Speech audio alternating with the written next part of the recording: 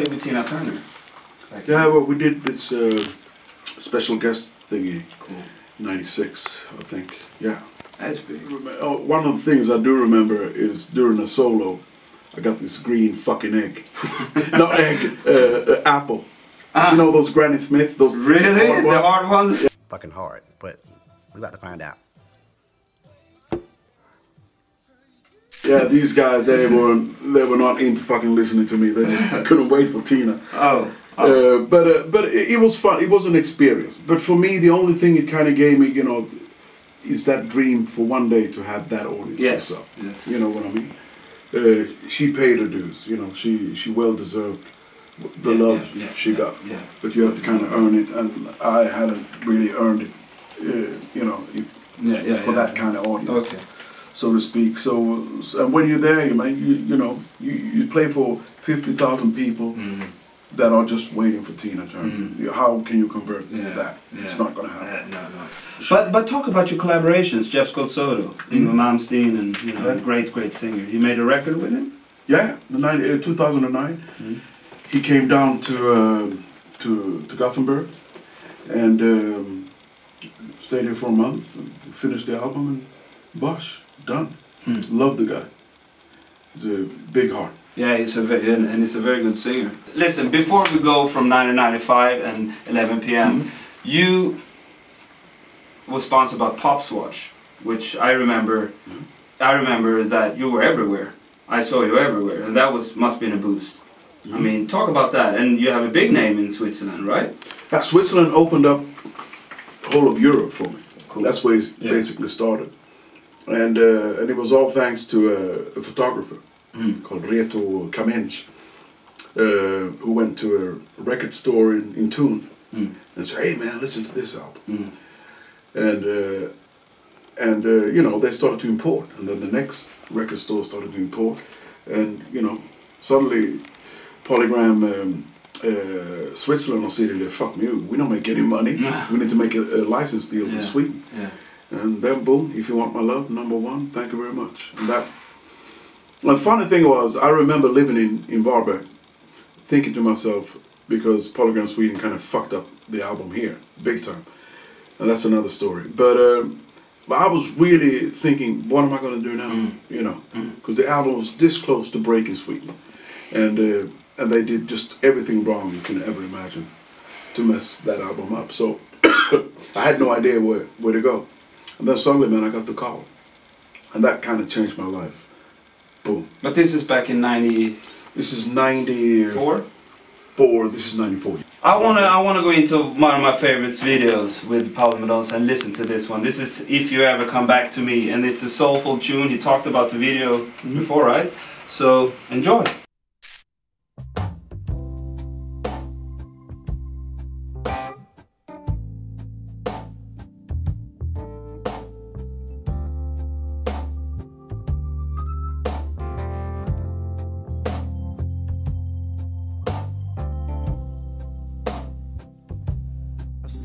Love you, baby, and I never realized it until the day I went away. I can't get you up in my mind, and I don't know what to do, 'cause I'm still in love with you.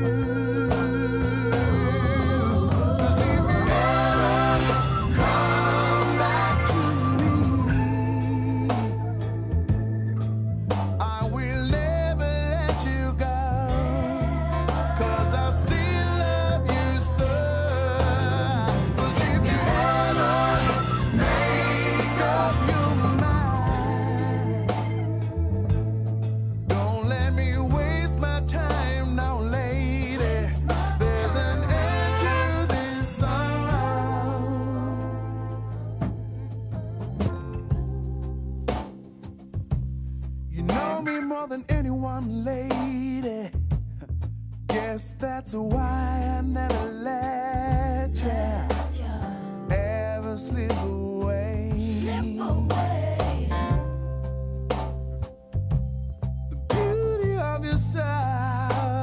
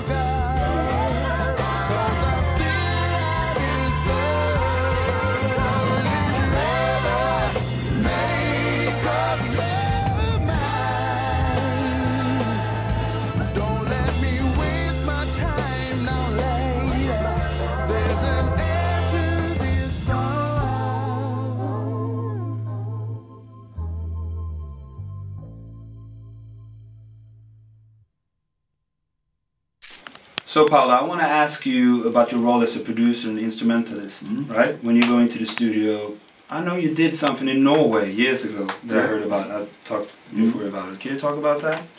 No, I was there with hanging out with a good friend of me at the time. It was a guy called David Erickson, and we were writing a lot of songs, and you know, he's just a cool guy.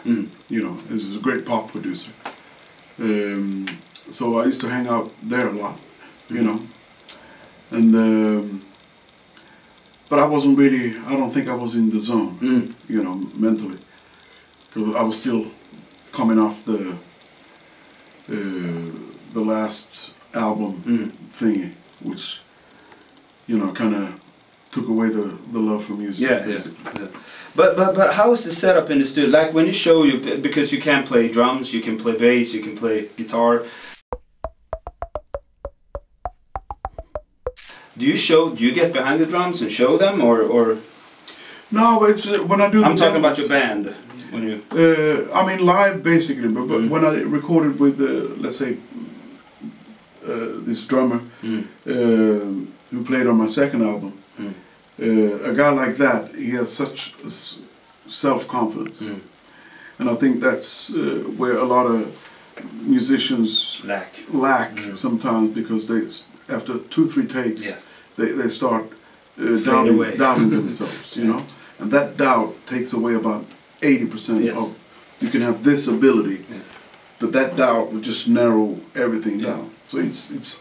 Being a producer ain't always, you know, knowing what gear or what microphone you should use. It's psychology, basically. Unprepared motherfuckers coming to the studio, taking up your time. You have those too? I've had a few of them. Let me talk about after '95. There was a huge gap. Do you want to talk about it? Yeah. How did you feel up to 2013? So basically, we toured basically. Because the third album kind of hit in Japan. Right.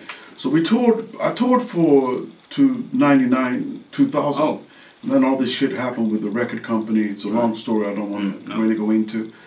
So I kind of lost love for music, basically. Not the music, but the business.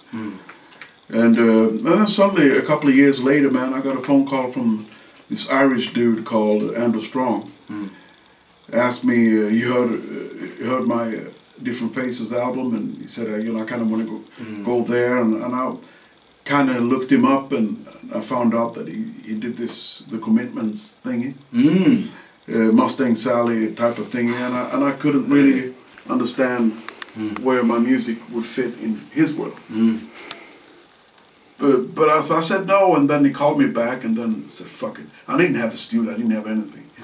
So I just borrowed a studio from a friend, and so I got this guy coming down, and suddenly, man, I felt, you know, how much I actually missed the creative process.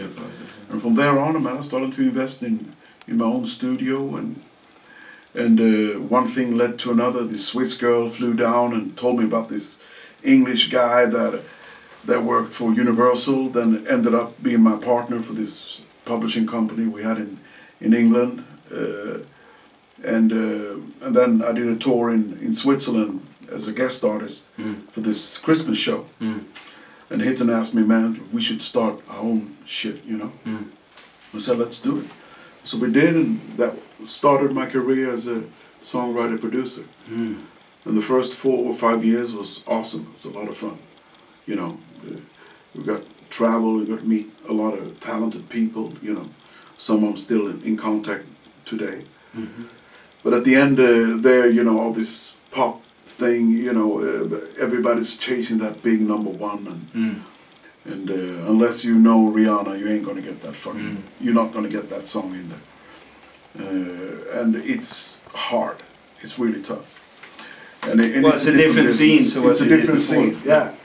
And it just wasn't worth it for me to sit there and chase that big #1 we're not gonna get.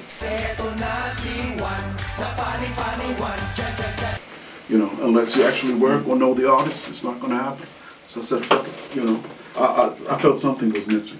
I did it for 8 years, and I ended up 2011. And then I started to write songs for the album. And suddenly, man, I just found myself dancing in the studio. I couldn't wait to get to this. You can hear that on the record, which is amazing. And before we go into the record, I want to play one of the songs from it. It's called Big Booty Bitch. Okay? This is Paulo Mendonca. I'll be back soon.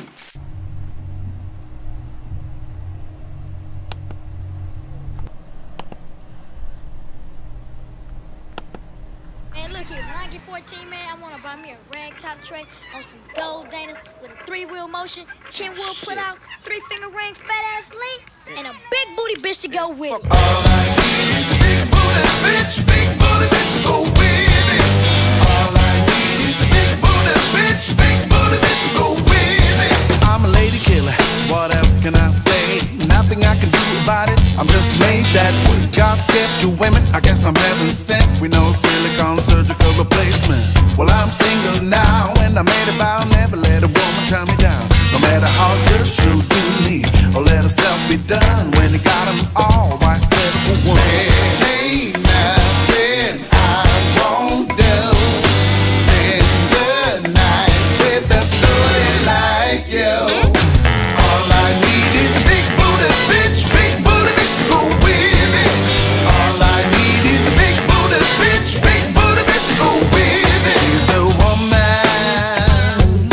not like any other, can't say no to the world's greatest lover. You're so cool, I like to spend some more time with you when you shine.